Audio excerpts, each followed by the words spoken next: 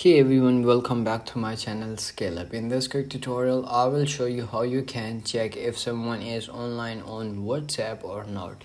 Let's get started. To do this, you have to open your WhatsApp app and then log in your account with your phone number, and then you have to do is simply click on that person's chat, and then once you click on that, and you will open this chat or message sections over here or panel over here. As you can see on the top, you will see the nameplate. Below this, you will see last seen today at this time. So as you can see over here, this person is not online on the WhatsApp right now. So you can see if the person is online, you will see over here online option below the name, and you can check it out as well. So if this video found you helpful, don't forget to like my video, subscribe my channel Scale Up, and also drop me a comment for more tips and tricks videos. Thanks for watching. See you in the next video. Have a nice day. Bye